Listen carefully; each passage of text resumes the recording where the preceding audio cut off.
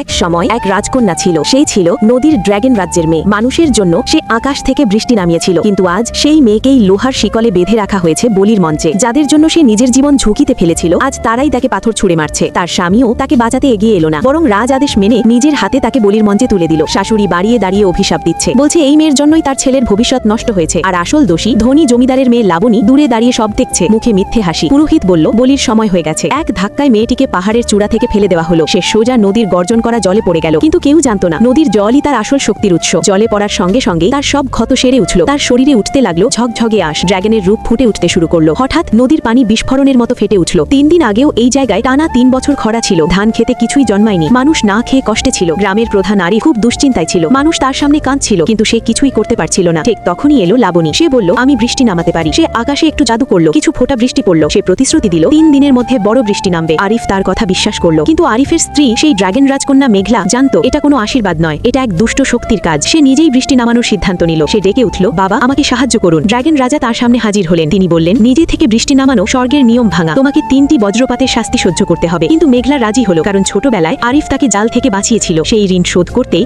সে সবকিছু ত্যাগ করলো। বাবা তাকে নিজের শক্তি দিয়ে এক জাদুর মুক্তা দিলেন, যাতে সে বজ্রপাত সহ্য করতে পারে। কিন্তু বাড়ি ফিরে মেঘলাকে সারাদিন কাজ করতে হতো। শাশুড়ি সব সময় তাকে দোষ দিত, খরার জন্য তাকেই দায়ী করত, শুধু আরিফই তাকে রক্ষা করত। ঠিক তখনই লাবণী আবার বাড়িতে এলো। শাশুড়ি তাকে দেখে হাসি মুখে আপ্যায়ন করলো। লাবণী বলল বৃষ্টি নামাতে হলে শিশু ছেলে মেয়েকে বলি দিতে হবে। এটা ছিল তার ভয়ঙ্কর ষড়যন্ত্র। সে আরিফকে বড় পদ আর সম্পদের লোভ দেখালো, কিন্তু আরিফ রাজি হলো না। তার কাছে তার স্ত্রী ছিল সবচেয়ে মূল্যবান। এদিকে লাবণীর বাবা গোপনে আসল দানবের সঙ্গে দেখা করলো। তাদের পরিকল্পনা ছিল বৃষ্টি নামাতে ব্যর্থ হয়ে মানুষদের বলি দিয়ে তাদের ঘৃণা আর কষ্টের শক্তি নেওয়া। পরদিন এক ভণ্ড তান্ত্রিককে আনা হলো। সে সবার সামনে বৃষ্টি নামানোর নাটক করলো, কিন্তু আকাশে একটাও মেয়ে গেল না। তখন সে চিৎকার করে বলল মানুষরা দেবতাকে রাগিয়েছে, বলি না দিলে বৃষ্টি নামবে না। ঠিক তখনই মেঘলা একা পাহাড়ের চূড়ায় উঠে গেল। সে নিজের রক্ত দিয়ে ড্র্যাগনের শক্তি জাগালো। আকাশ কালো মেঘে ঢেকে গেল, বিদ্যুৎ চমকাতে লাগলো। সে 4 সাগরের জল ডেকে আনলো, আকাশের নিয়ম উল্টে দিল। তার কণ্ঠে গর্জে উঠল বৃষ্টি নামক, আর মুহূর্তের মধ্যেই আকাশ থেকে ঝরতে শুরু করলো প্রবল বৃষ্টি।